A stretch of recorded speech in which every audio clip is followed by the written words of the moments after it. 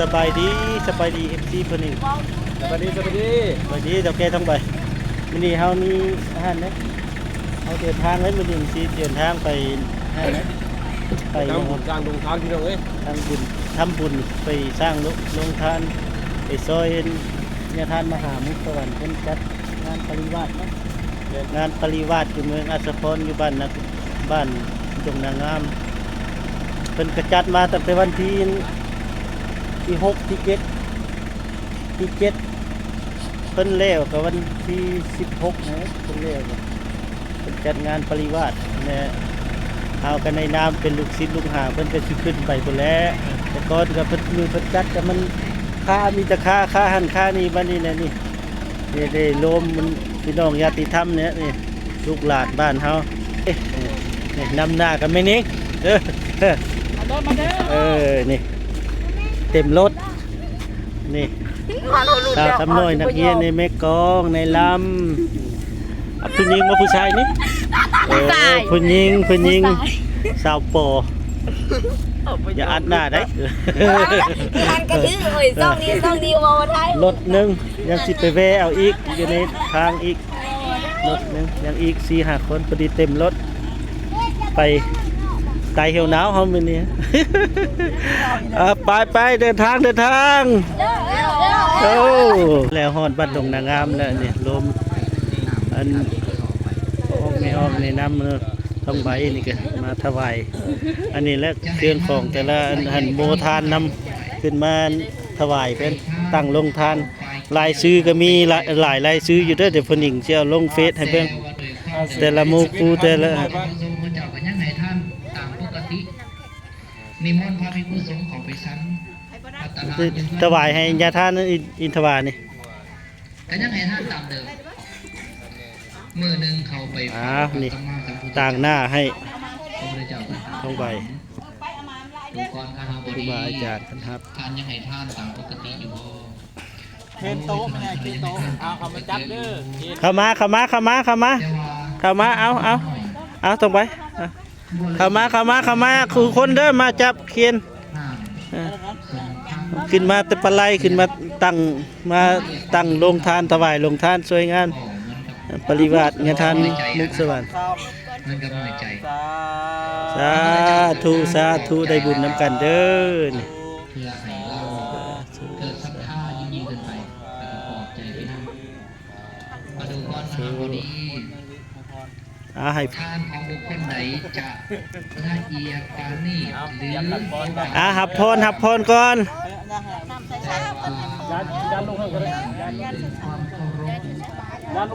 อันนี้อยู่ในเวลามาสูงจัตตาธรรมนวลปลายอย่าทานนวลเด้บ่เป็นดอนเด้เด้อ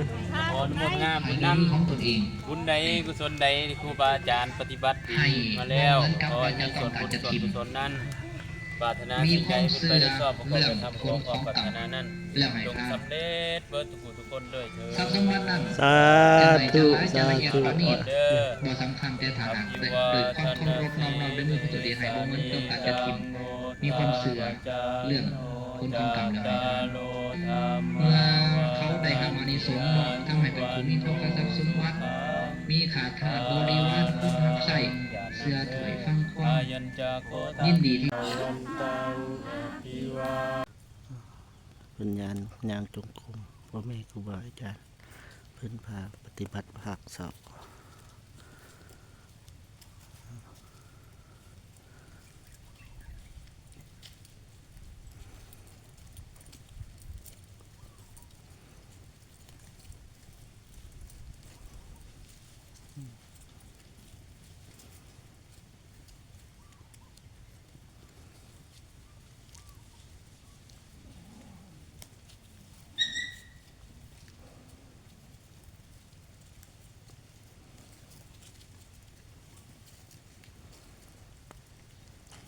หลายองค์เมซี่ก็หลายอีกโมดหนึ่งเป็นออกบิณฑบาต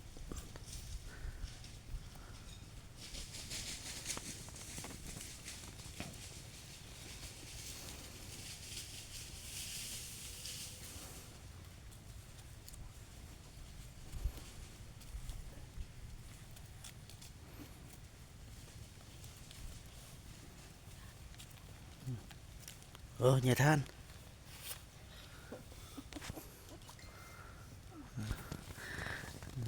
พ่อแม่ครูบาอาจารย์เพิ่นพา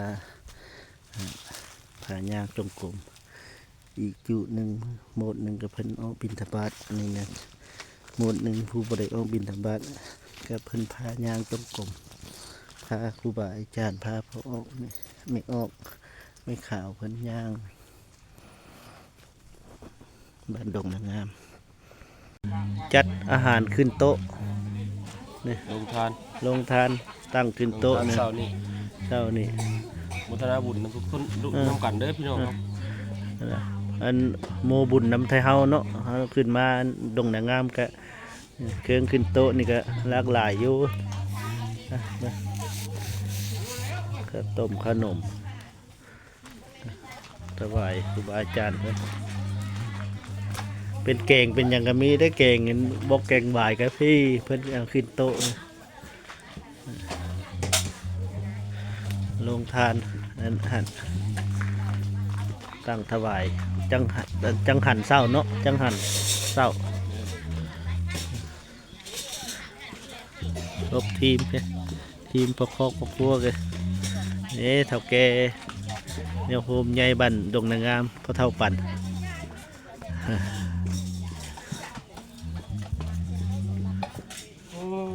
ทั้ง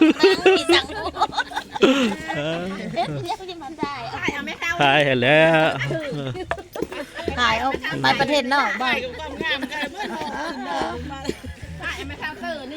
ถ่ายเอาผู้สาวถ่ายเอาผู้สาวบัดดงนางงาม นี่ถ่ายเอานี่ฮะยำผัก ไม่หนิงผมเนาะนี่โมเมนต์ไทยดงนางงามตีนี่ไทยปลาไหลเนาะ ไทยปลาไหลกับไทยดงในเด้อ คนกันนางงามดงนางงามตามมาเด้อคือตัวสุดท้าย สุดท้ายนะว่าอยู่บ้านบากไปเด้อ ใครอยู่บ้านใดยกมือขึ้นสุดท้ายเด้อตัวนี้งามเลยงาม เอาอีบอเข็ม เมโคแตงอยู่ครัวกินขึ้นโต๊ะจังหันครูบาอาจารย์เนาะ ลูกแต่12มื้อได้ เออ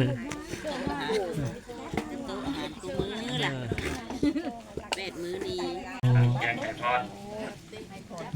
ประสานงานกันผิดด้วย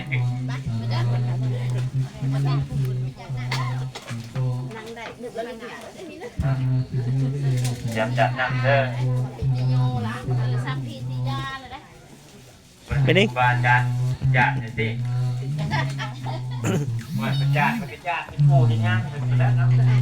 ปูแล้วย่างติดดอกจัง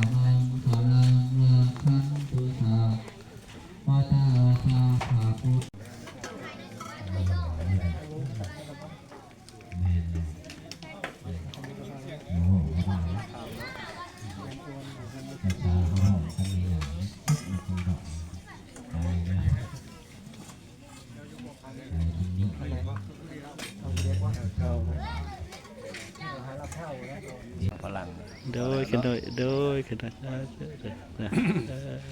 เอาหน้าเพื่อน นำกันเด้อ ประสบผลสำเร็จเนาะปีนี้เนาะเกินคาดอยู่เนาะเบิ่งยาทานเพิ่นอันนี้ก็คักอยู่ ผ่าน นี่หน้านะเฮ็ดคักๆก็นี่อีกนี่หน้าเอาคลิปนี้ก็จบเพียงสำนี้โอเค